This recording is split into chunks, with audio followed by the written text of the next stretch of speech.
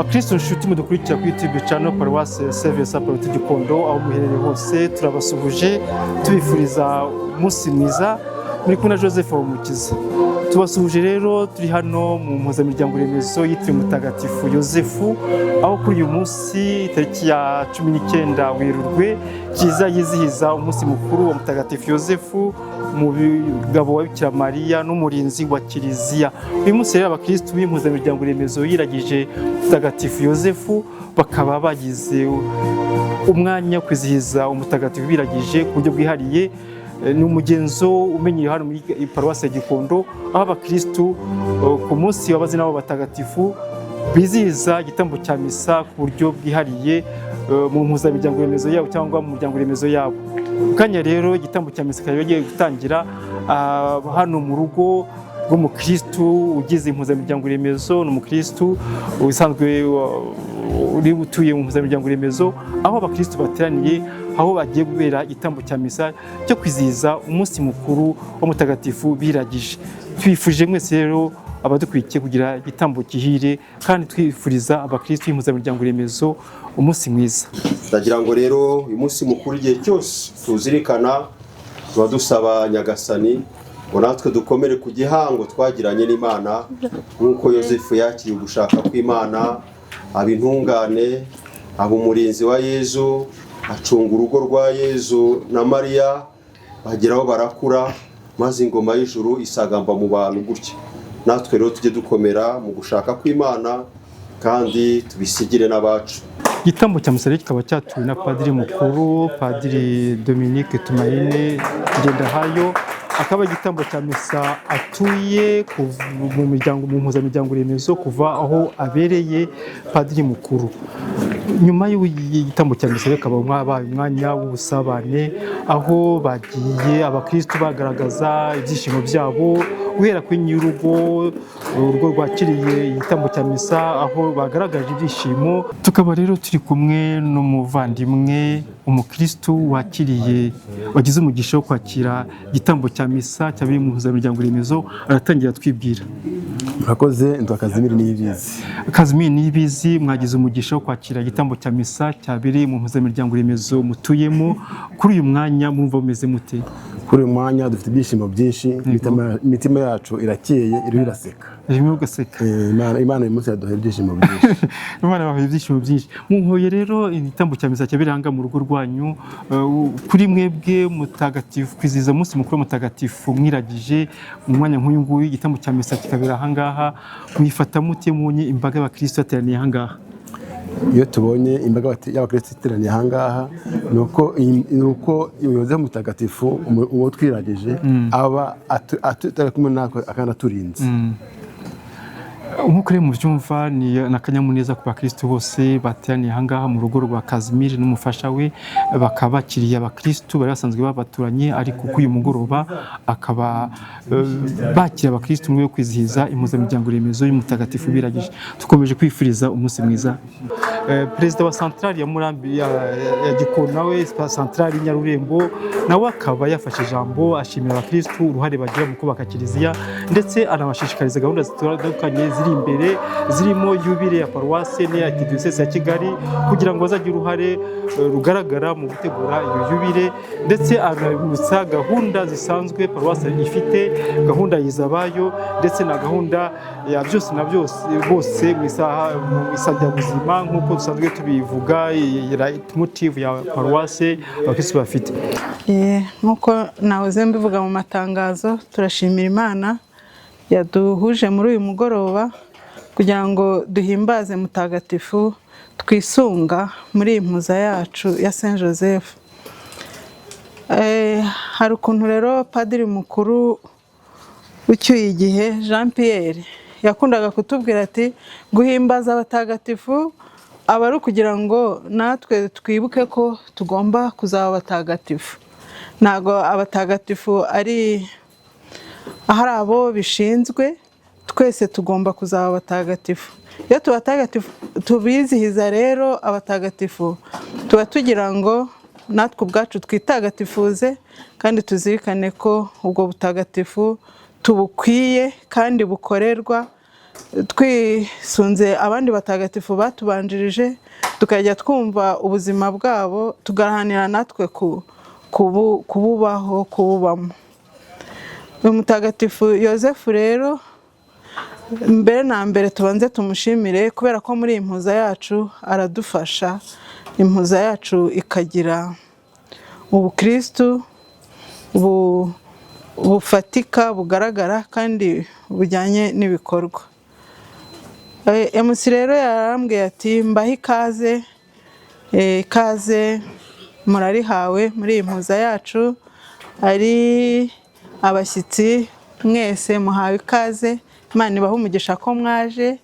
Padiri mukuru, ubaha turakomeye abantu turi kumwe na padiri mukuru wa paruwase yose akemera kuza mu mpuza yacu, rero ni ikintu gikomeye mwakwakira abashyitsi, mwakira na padiri mukuru.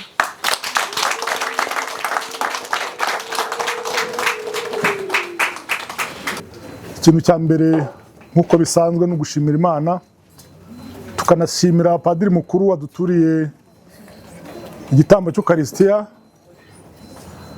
akaza kugiturira mu mpuza yisunze mutagatifu Yozefu. Nanone bitubera umwanya wo kugira ngo twongere tuzirikane ku rugendo rwacu turimo rw'ubutagatifu, ku rugendo rwacu mu kwemera, ku rugendo rwacu nko kugera ikirenge mu cya Yozefu wakomeye ku ibanga, kandi akagaragaza ko koko ari umurinzi w'umuryango.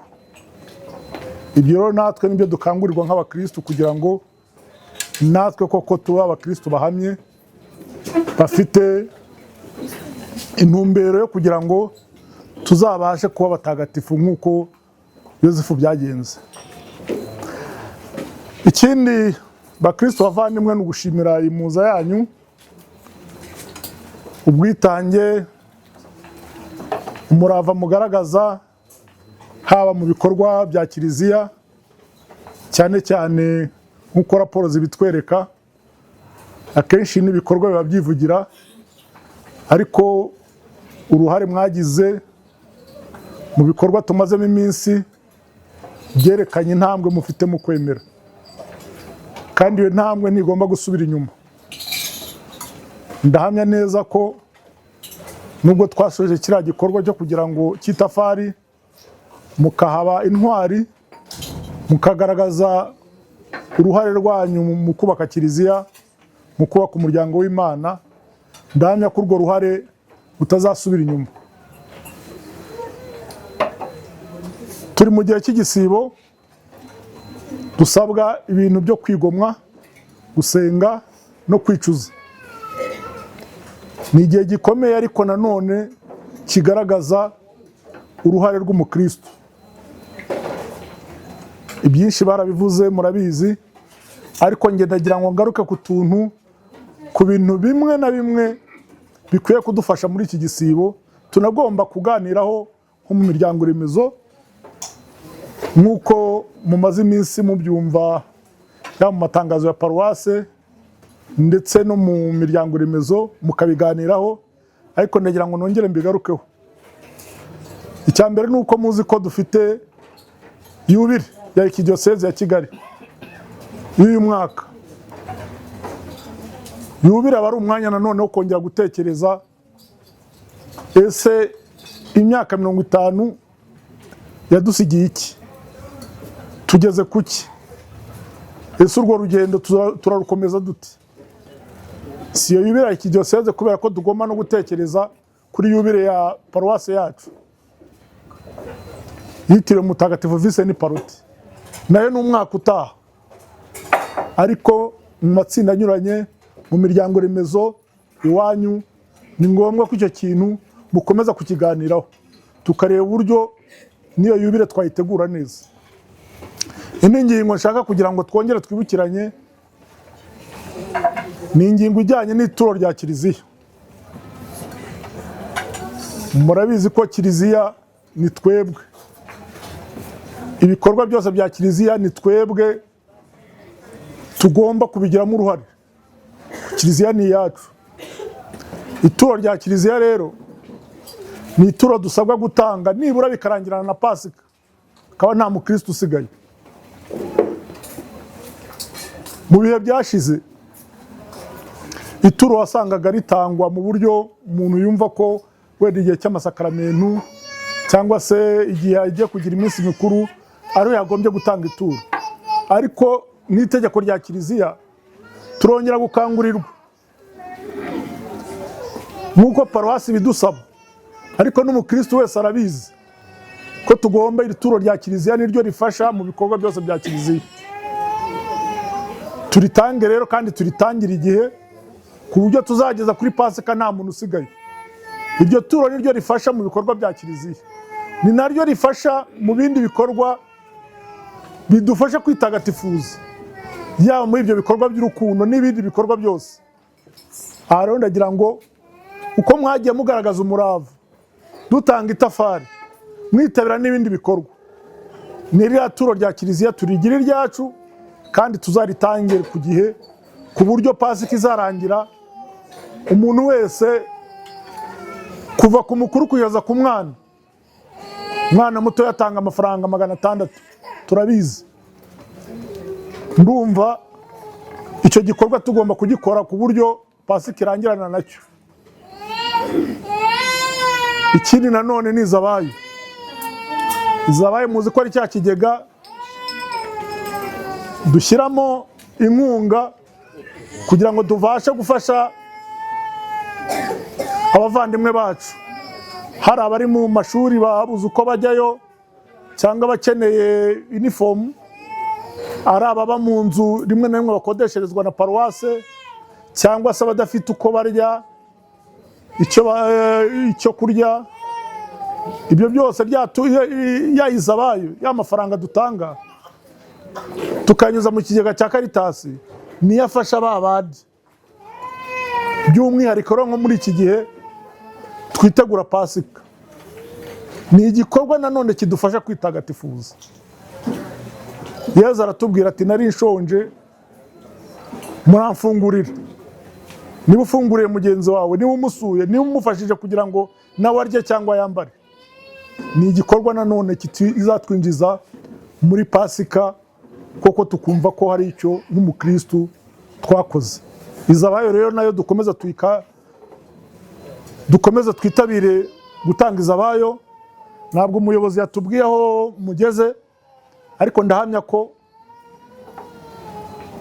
ari heza. Ntabwo turareba imibare ngo turebe uko uyu mwaka watangiye, uko muhagaze, nubwo umuyobozi atabitubwiye, ariko ndahamya ko na izabayo mutayibagiwe, kuko mwagiye mukora ibikorwa byinshi byiza, mwubaka paruwase yacu, mwubaka paruwase yanyu.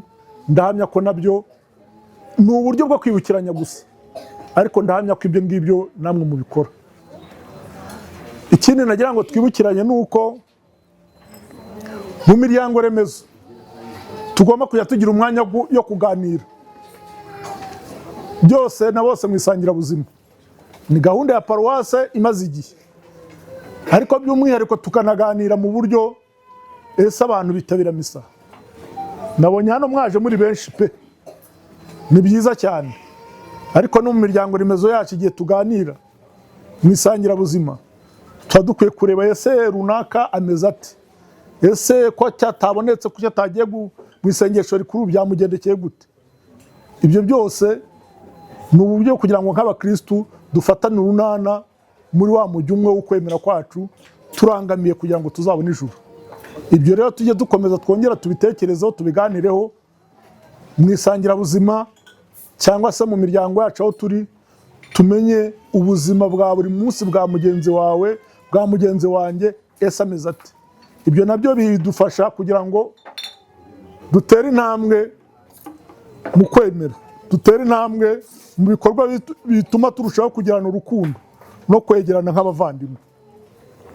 Nanone rero nk'igikorwa ibikorwa by'urukundo dusanzwe dukora bijyana na Pasika, ndakeka izo gahunda mwarazitangiye muzigeze kure, yuko kuri Pasika tuba tugomba gusangira n'abatagize icyo babona.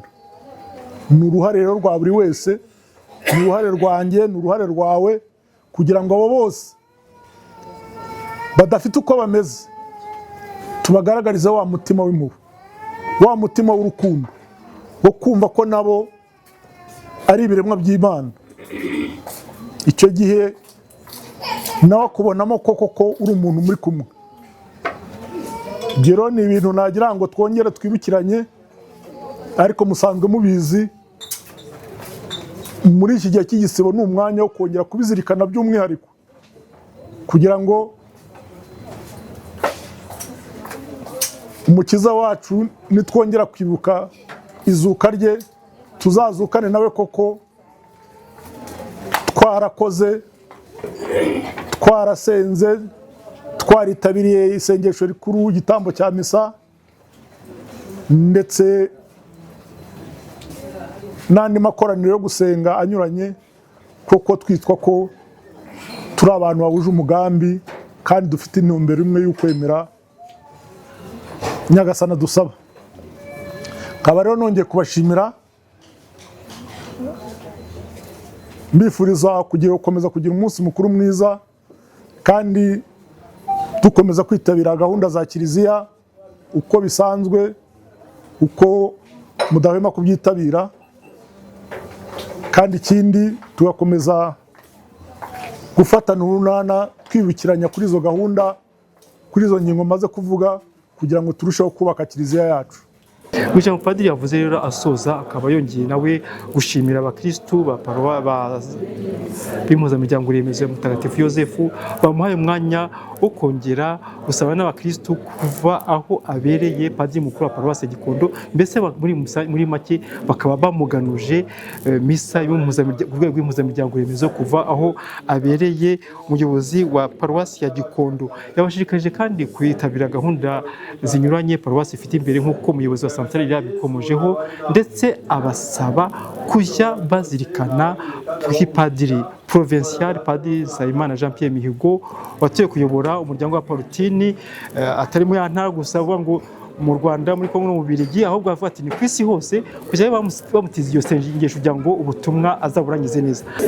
Nanjye ndagira ngo shimire cyane rwose by'umwihariko impuza yisunga Yozefu, bashimira ko bampaye misa y'umuganura.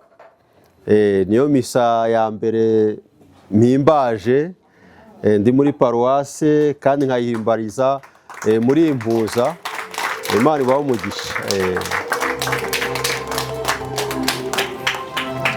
Impamvu bivuze rero nuko nifuje kujya mu mpuza yisunga Patrick, birananira. Uyu munsi ndavuga ngo akabyeri ntabwo kari buncike, kangeze nkanywere kwa Yozefu. Ndashimira cyane rero umuyobozi w'impuza wampaye aka kanya kugira ngo nze twitagatifurize hamwe. Shimira cyane na nyir'urugo watwemereye, yari afite uburenganzira bwo kuvuga ngo ntabwo mbashaka iwanjye, si byo se? Hari igihe duhurira mu rugo tukagira ngo ni ibisanzwe. Oya, nawe afite izindi gahunda, ashobora kuvuga ngo yego cyangwa hoya, tukajya ahandi. Ariko ntawanga kubana n'Imana, kandi ntawanga kwakira Imana mu rugo rwe. Bo babaye intwari rero, bamenye iryo banga, baratwakira. Ndabashimiye cyane rero, mbikuye ku mutima. Benshi nabonye amasura turaziranye. Nishimiye kugaruka muri paruwase ya Gikondo mvuye mu cyaro cya Ruhango.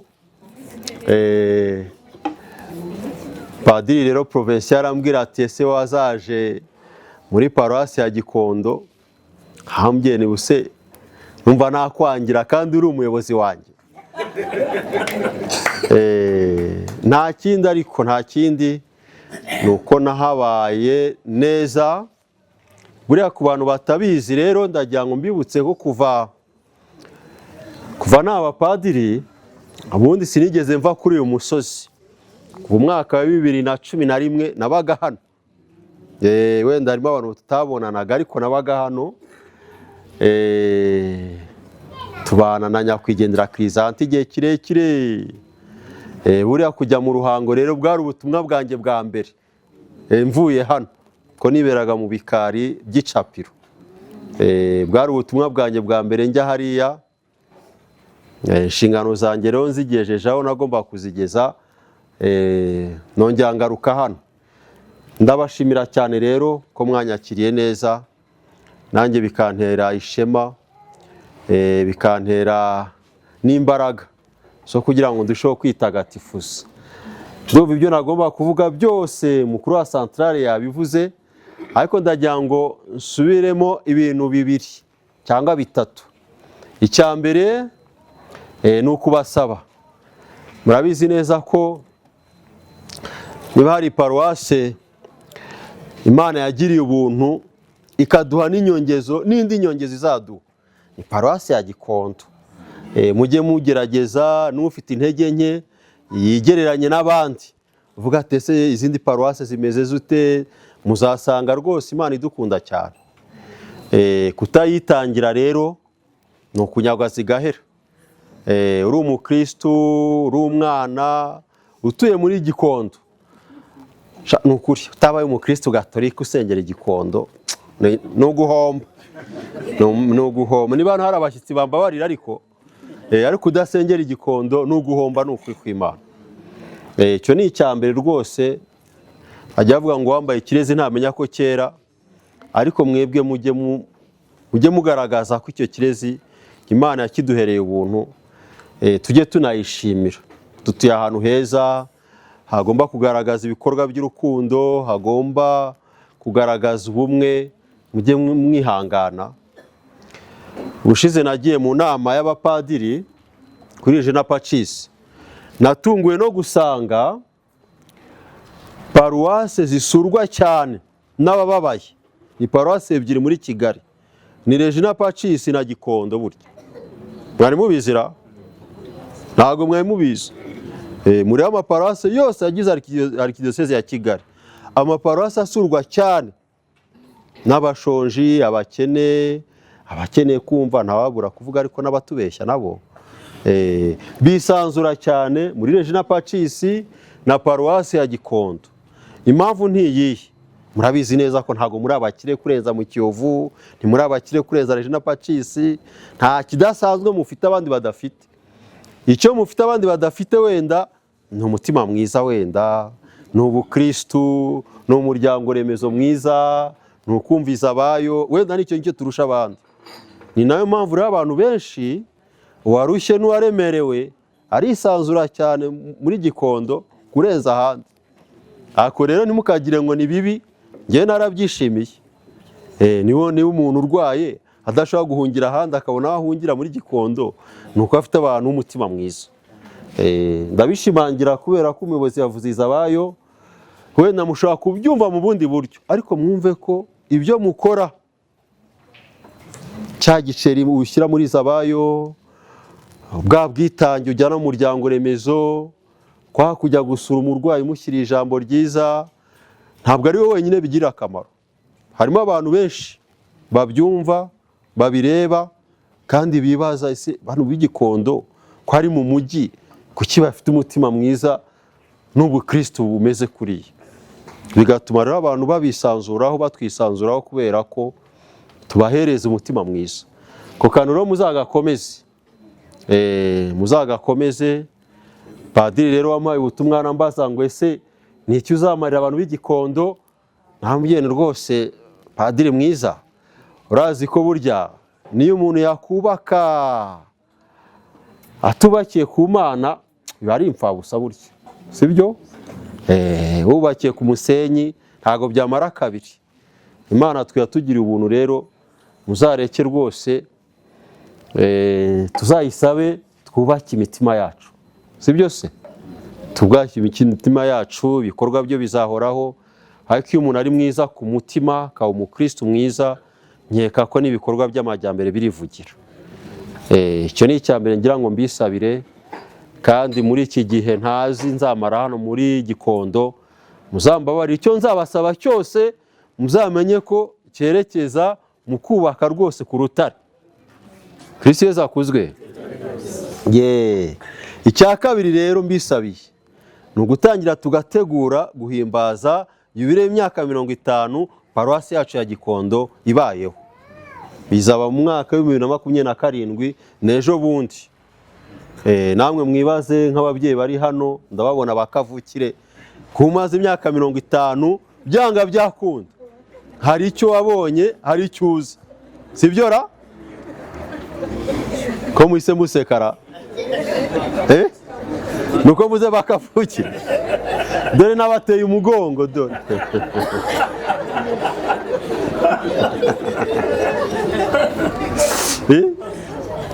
Ariko nk'abakiri batoya dukeneye nibyo twavugaga ngo igihango twagiranye n'Imana. Ubu nk'umuntu waza hano yagira ngo Gikondo nukuko yahoze. Ngiye nyize mu mwaka wa 2009 nari ndi hano. Ndayizi, ivumbi rihari ndarizi, n'utuzu twari duhari ndatuzi. Ariko ubu ngubu hageze rwose ni Kigali nziza. Si byose? Hari umuntu wagera hano uyu munsi rero akagira ngo niko byahoze. Oya. Buriya nk'umubyeyi umaze imyaka 50 hano yavuga byinshi kureza. Iyo yubile rero ni igihe cyo gushimira Imana. Ni no gihe cyo kwisaba, ni n'igihe cyo kwiyereka ibyo dukenera kugeraho. Imana yatugiriye ubuntu bugeretse ku bundi rwose, byo nzakomeza mbibabwire, nubwo bwose duhura na byinshi bituvuna, bitubabaza, ariko rwose Gikondo ku bukristu Imana yagendanye natwe. Tuzihangane rero, dutegure neza. Nimwumva ngo gutegura neza, buri muntu ajye umutima wavuga ati Nyagasani ko maze imyaka irenze 10, 20, 25, 50 hano muri paruwase, ni iki nabwira Imana imbaje ngo ni iki wanshimiraho, ni iki nayishimiraho. Sibyo? Uri kubyumva ra? Dutangire urugendo rwo gutegura. Ushimira Imana aba afite ikintu akura ku mutima gifatika ku buryo ukivuze wumva koko icyo mbwiye Imana iracyumvise. Ubu niyo mpamvu rero mwumvise matangazo ibyo tugomba kuganira mu muryango remezo, turi guhura n'amakomisiyo. Mu kwezi kwa 7 tuzagirwa amahirwe twongeye dukora inama yagutse, hanyuma dutange imirongo migari, none dushaka imikenyero, dushaka isengesho ribereye Imana, dushaka ukuntu tuzahimbaza amasakaramentu mu buryo bworohereye buri muntu wese, dushaka ukuntu tuzahimbaza za yubile zacu twaryamishije umwaka wa 2027. Yewe n'umuntu udafite umuhigo atangira gutegura. Sibyo? Twabyumvise ra? N'umuntu udafite umuhigo atangira gutegura, tuvuge ngo ni iki tuzabwira Yezu mu mwaka wa 2027. Kristo Yezu akuzwe. Hanyuma rwose tubishyire ku ruhande. Mu minsi iri imbere tuzababwira imirongo migari, namwe muzaduha inama, hanyuma rwose tuzabigeze ku mwepiskopi wacu dufite ibintu bifatika. Ngibyo nagira ngo mbasabe rero. Icyanyuma no gusabira Padiri Jean Pierre Nsabimana Mihigo, provinciale wacu, kugira ngo ubutumwa yatangiye buzanamuherekeze. Si byose? Mwebwe mwagira ngo ni bisanzwe, ariko buriya nibwo bwa mbere tugize umuyobozi utuyobora ku rwego rumeze kuriya avuye muri paruwasi. Nta wundi twize tugira. Mwabyumvise ra? Nimushaka mu bitangira amashyi. Iyo tugize umuyobozi abavuye ku ishuri, abayirirwa mu irerero, abayirirwa na sinsi, abari umwarimu, ariko Jean Pierre we yavuye mu bakristo, tumugirira icyizere, tumushyira ku ruhembe. Buriya ni inshingano zikomeye cyane. Ndagira ngo rwose ako kantu mukandike muri agenda zanyu, ni amateka mwanditse mvuga ngo paruwase yacu nayo yatanze umuntu wayoboye abaparoti. Ni ku isi yose, ntabwo bikiri handi hatatu, mu Bubiligi, mu Rwanda, oya twarareze, turi ku isi yose. uya rero yatangiye urugendo rwo gusura rero aho hantu hari abaparote mu bice bitandukanye byo ku isi. Ndagira ngo rero tuzamuzirikane mu isengesho, ni umurimo utoroshye, hanyuma Imana izamuyobore natwe tuyobore neza. Icyicaro twanze kumurekura ni hariya nyinabo, ushaka kuzamusura azaza. Iriya nzu rero tubamo ni nini, ntabwo nari mbizi. Padiri hari ahantu aba, wa muyobozi Jean Pierre hari ahantu aba, niyo mpamvu mubona hari abasekirite nyine bamurindira umutekano. Ni igihangange.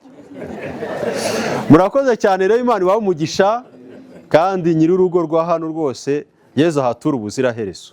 Murakoze cyane. Naha rero igitaramo cyo kwizihiza Mutagatifu Yosefu kirangiriye. Dushimiye mwese mwabanye natwe, dushimiye umuryango watwakiriye, dushimiye abakristo bose baduhaye umwanya wo kwizihiza Mutagatifu Yosefu urwego rw'impuzamiryango remezo. Mwese Mutagatifu Yosefu ababere urugero kandi akomeza dusabire.